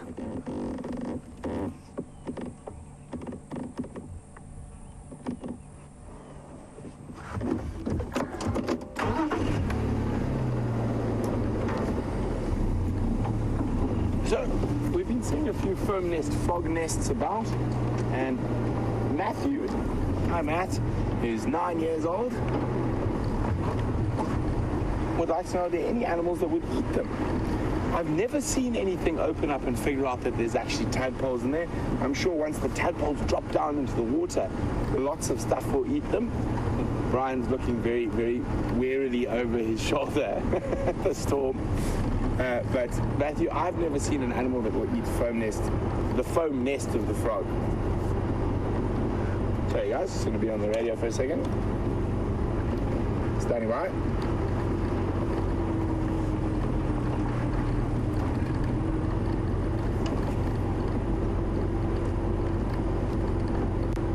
Yeah, Scotty, I've checked this area quite extensively. I've walked in the block. Had no sign from the last tracks. But I'm still confident he's probably flat cat somewhere in this area, so it might be worthwhile having a second vehicle here. Oh, Eddies!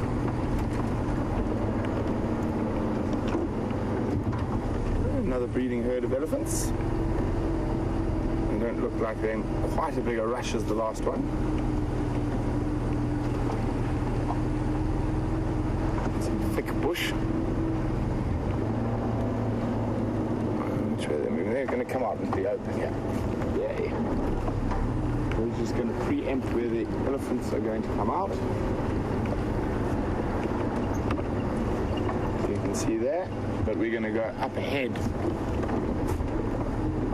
So on these really hot days, sometimes the eddies can be a little bit stressed. So they haven't had their fill of water. So I'd rather catch them coming towards us in an open area and go try to follow them in some thicker bush.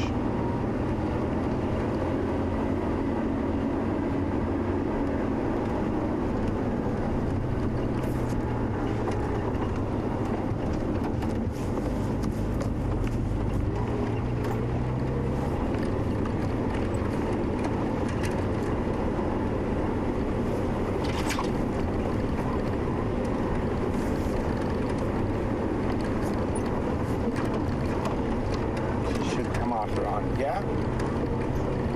If she doesn't, I mean, she's going to keep going in that thick bush, and even if we wanted to, we wouldn't be able to follow her and the rest of the herd. Let's just park here for a second. Let's see if she pops out. She was moving quite quickly. So you can hear her coming.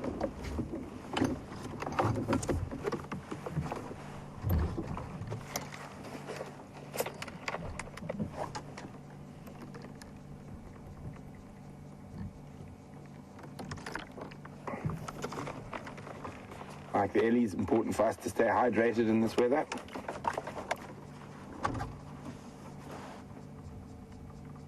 Oh, did you hear that, Brian? Actually, while we're waiting for these Ellies to pop out, it's quite a beautiful view of the Drakensberg and some rain and wonderful orange light.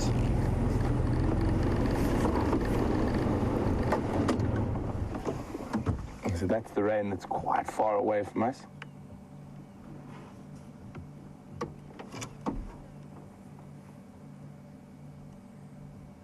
You can see the mountains, thin veil of rain in front of them.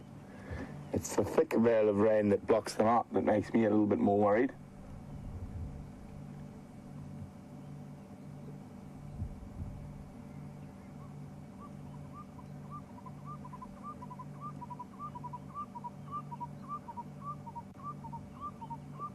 Just start hearing the thunder.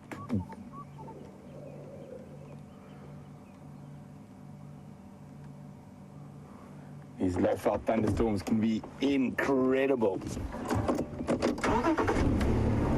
Doesn't look like they're going to come through here. It looks like they're moving through the block. So we're going to loop around.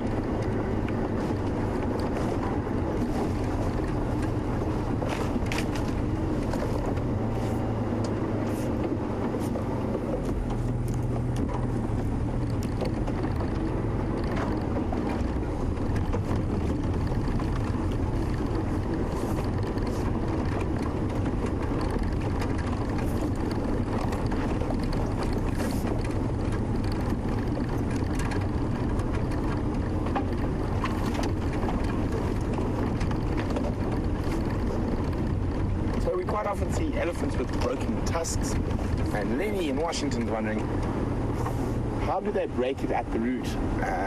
Or is it possible an elephant's only born with one tusk? It is possible, it's just improbable.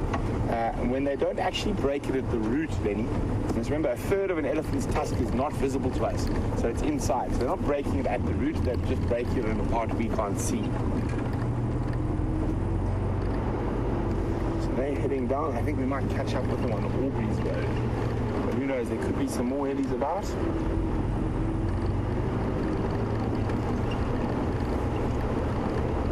Parla crossing the road. There's the man.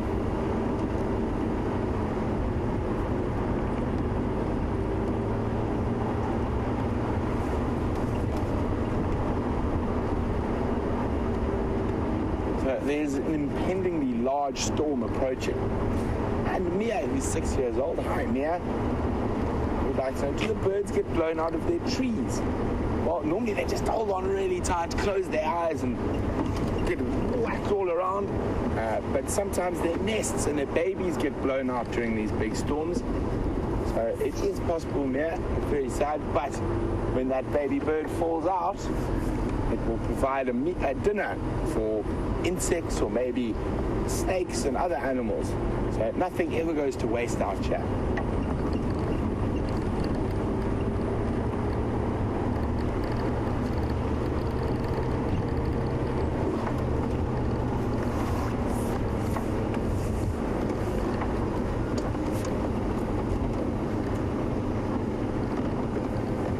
Hello, bully. That's the same heady bull we saw this morning. He's not 100% relaxed, so we're going to stay a little bit further away.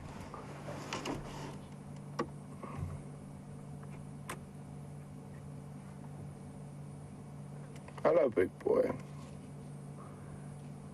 Probably early 20s. Maybe even as old as 25, 26. Looks like there's another bull behind him. Could be a little bachelor group. They should pop out if you open up ahead. And while we do that, Jose. Hello, Jose. Welcome on the Sunset Safari. You're with us for the morning, the sunrise safari. Jose would like to know, what does the cameraman do when it starts to rain? Well, Jose, we've got rain covers, and they're designed that we can actually operate almost fully in sort of light rain, and we've got a cover for the camera as well. But in heavy rain, we've got lots of electrical equipment all around behind us and whatnot. We don't dilly-dally too much. We batten down the hatches and hit high speed for home. So it looks like there might be a bigger bull behind that guy.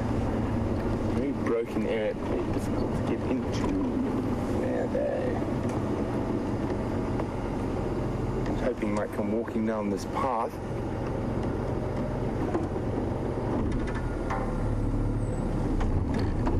Oh, there they are. Stuck in behind us. Looks like another bull, but also another young bull.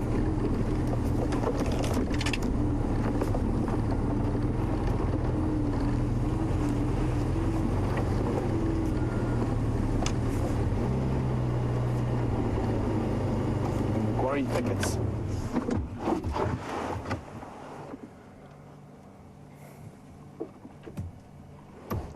Hello, little man.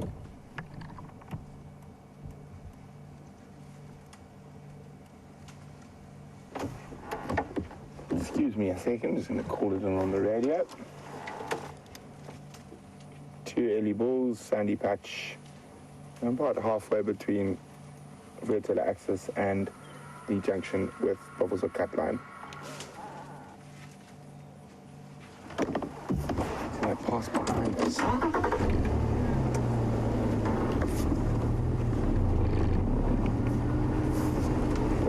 Oh, a little bit nervous, these guys. Hey, firm tax.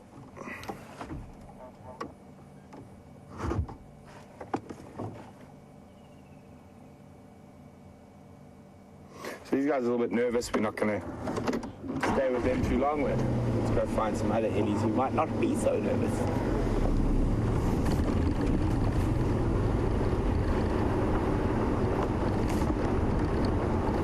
So So, Brian, any bets on when the first raindrop's going to hit? 20 minutes. Brian says 20 minutes. I think that's a very good guess. But you never know, it might blow completely around us. I'm afraid I don't think so. This wall is probably about 100 kilometers wide. Jamie says 30 minutes, not 20. So do I agree with my girlfriend or do I agree with my cameraman? Oh, tough decisions out here in the bush. Wisely, boy. Oh, there we go. I think I'm going to stick with Brian on this one. Yes. Yeah, there we go. I'll face the repercussions later.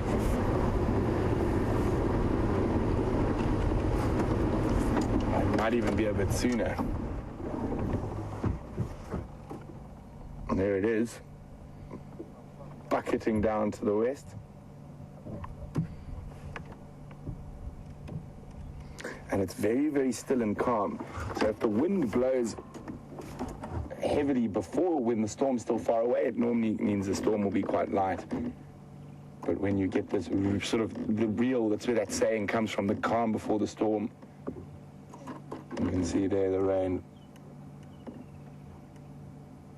Oh dear. Oh dear. And just before that sort of first real set of rain, you get that sort of temperature drops to about 3 or 4 degrees Celsius. And it's very noticeable. Sure, this is a lot of rain.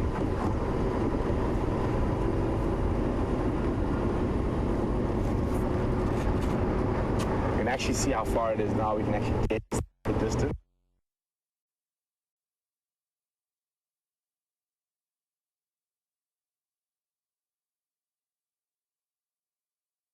And looking at the color, if we zoom in on the ground to the right there, on the edge one, it's possible that the main body of the storm might be closer, but you can actually see the rains there. 7 kilometers, 8 kilometers, my guess. So depending on how fast the storm is moving, and it has been building at an incredible speed, I think we might even be a bit late on the 20-minute call. And if you look off to the east, it looks like a perfect blue sunny, not quite perfect, but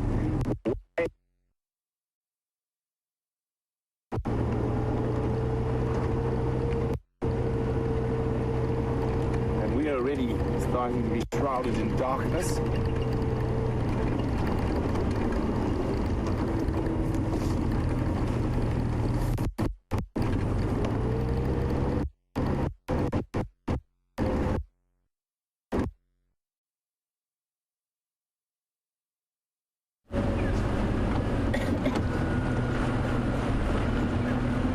The storm is approaching far sooner than I expected it to, particularly driving in this direction. I'm going to start turning and heading for home very, very shortly. Water bottle's making a noise, sorry.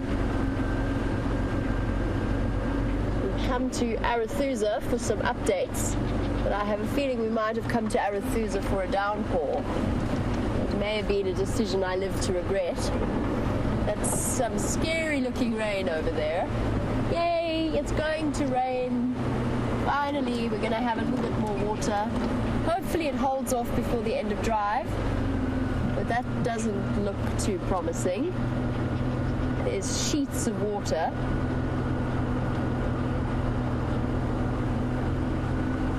And some serious lightning. Okay, we're going to do a whistle-stop tour of Arathusa, a very rapid, quick drive to check the dam, see if anything's drinking there, and whether get some updates from the guides in terms of what Shadow's up to. And then we're going to be running for the hills, or in this particular case, running for shelter at a DRC.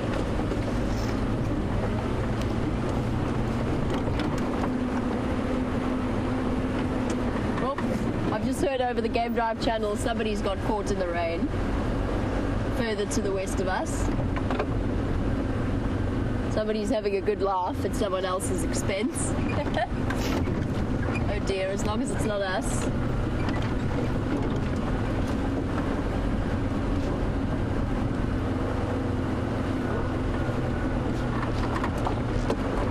Just bear with me one moment. I want to just hop onto the Game Drive channel and ask whether there's any updates. I just have to wait for a moment for them to stop laughing at the fact that they got caught in the rain. Oh, green pigeons. Where are you going to stop? Here we go. Cool. One of the prettiest pigeon species out there. That bright green coloration, as the name green pigeon suggests. A bird that has a call like the sound of Tarzan in the famous cartoons and movies. Oh, I can hear thunder rumbling.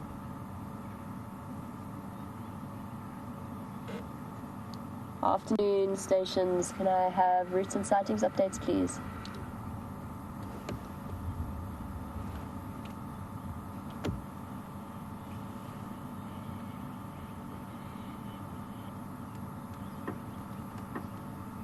Copy that, thank you.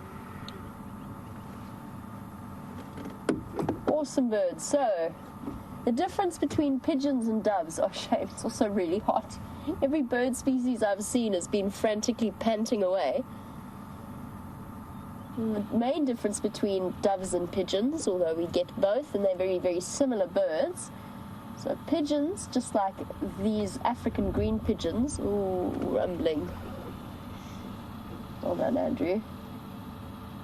They're arboreal, which means they live mainly in trees and they eat mainly fruit, whereas doves are pretty much ground-based dwelling or around sort of low shrubs, and they're much more focused on feeding on seeds. So just a quick lesson in the difference between doves and pigeons.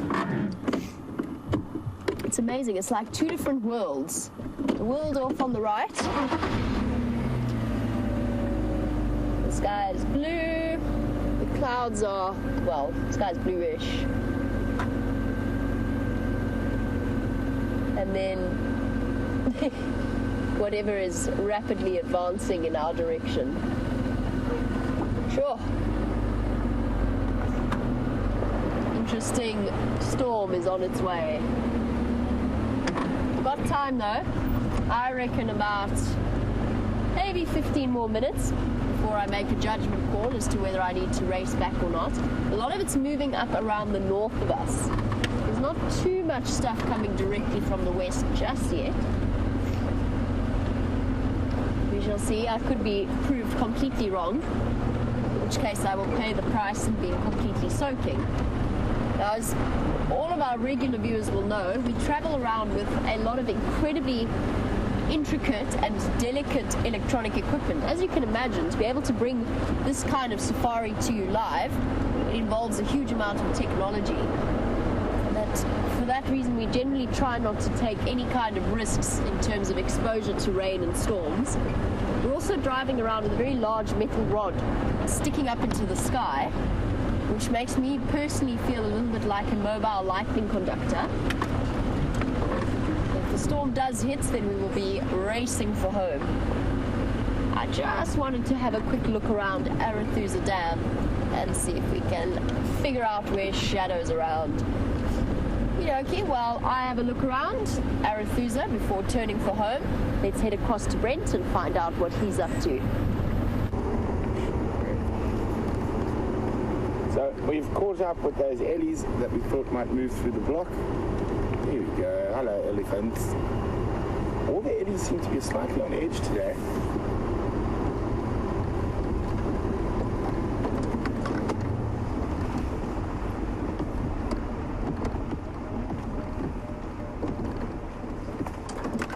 These guys don't look too bad. Hello, elephants. There's quite a few of them spread out all around us.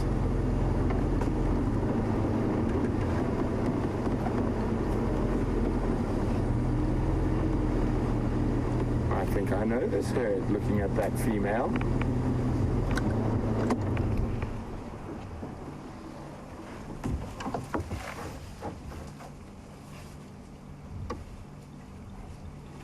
think this is Mr. Wrinkly Bottom's head looking at that female.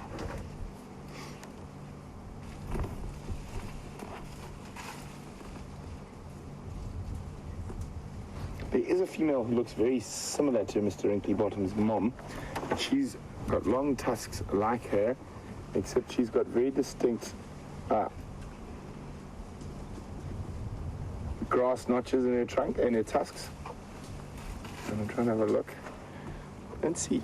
Ooh, ba-do-dum. Yeah, the thunder. Big adult female. And I do see grass notches, so possibly not Mr. Oh, here it comes. Here's the wind. Where's the first drop? The best place to always see the first drop is on the bonnet of the car.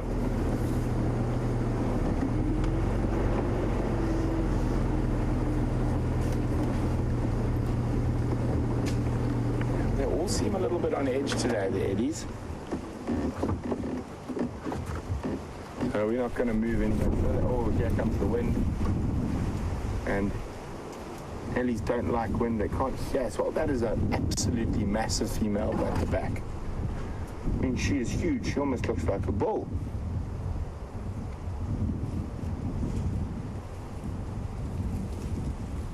Probably because she is a bull.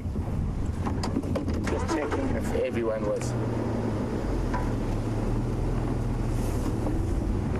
It's that young bull, the same one we saw a little bit earlier. Make sure I'm not cutting off any eddies. It's got very dark all of a sudden. Yeah, these ones a little bit more out in the open.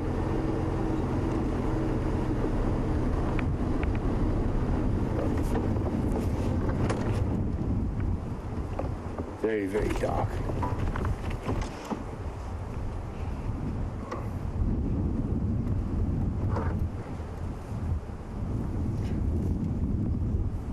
So let's go across to Jamie quickly. She's got another Nile monitor or rock monitor.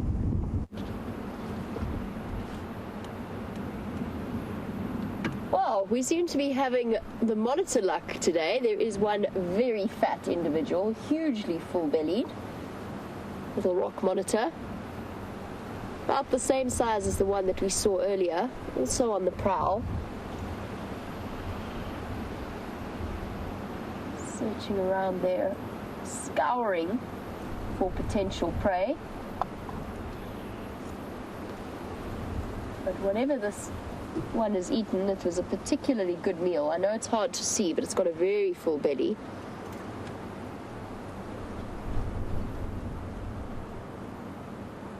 Tongue shooting out to serve its sensory purpose. Something scurried across in front of us. Didn't notice though.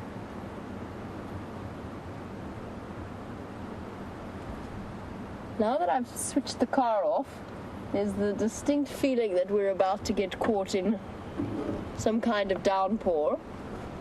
And I think maybe it might be time to turn for home. I haven't even made it to Arathusa Dam yet, but it's starting to make me feel a little bit nervous.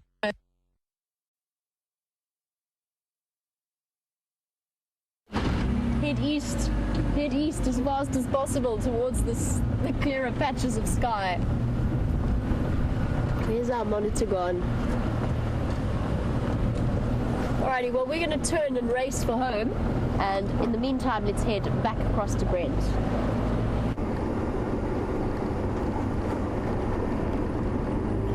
So we're just going to have a quick look across Impala Plains, where now most of the cloud is above us, and I can actually see the rain probably less than 3-4 kilometers from us now. Oh, sorry, Brian, I'm stopping on an awkward angle there.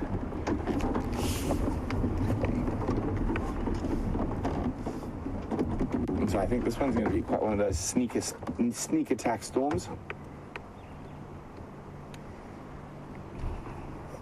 And see all the Impala on Sandy Patch, sorry, not Impala Plains. And it almost seems like with this wind swirling and we're being engulfed I can actually smell the rain now even. And that is our cue. And this doesn't look like a paltry light drizzle. This looks like something that could compete with, oh, what was that book, Brian? The Tempest. The Tempest. Smell it, it's incredible. Okay, that's it, there we go. That's good.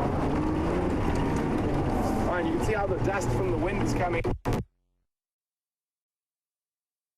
very close. And when I say I can smell rain, I can't actually smell the water. What I can smell is the water hitting the earth and that sort of wet dust smell.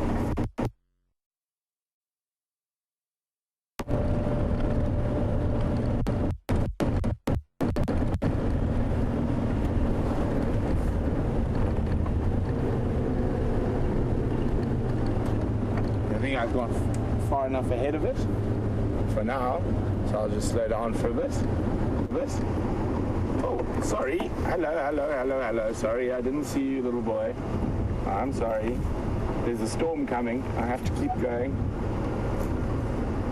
There we go.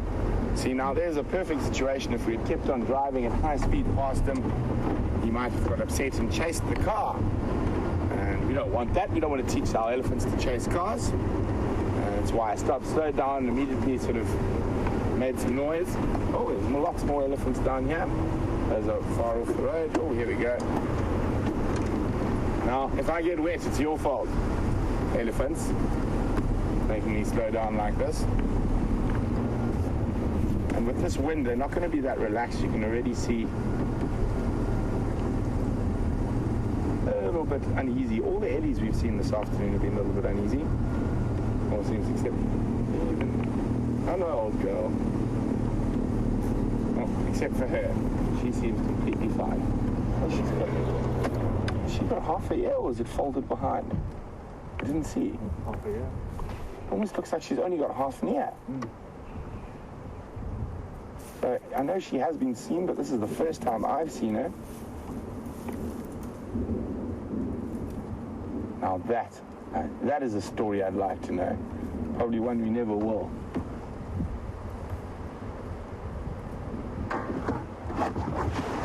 So I think we're close enough to home to risk till the first raindrop of these ellies. And I do feel when the first raindrop hits now, the rest will be, oh. And it wasn't only one, it was about 20 in one go.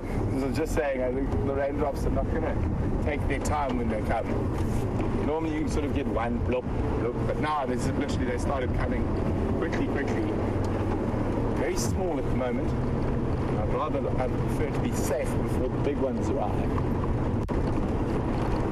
So if we thought this was going to be a light rain or drizzle, we would stay out. As I said, this looks like the Tempest rolling in.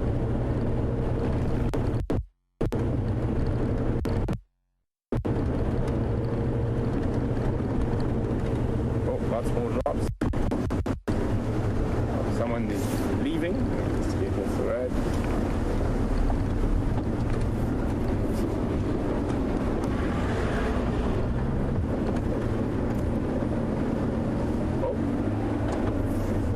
So the reason you're not getting the drops like you normally get on the camera lens is the rain's coming from behind us. For now, it's going to be coming from everywhere shortly.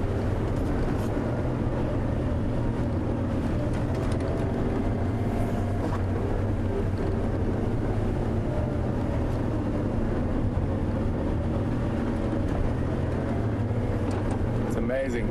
We look out to the east and it looks like it's a bright sunny day, and yet we are here and shrouded in darkness. And I start seeing that.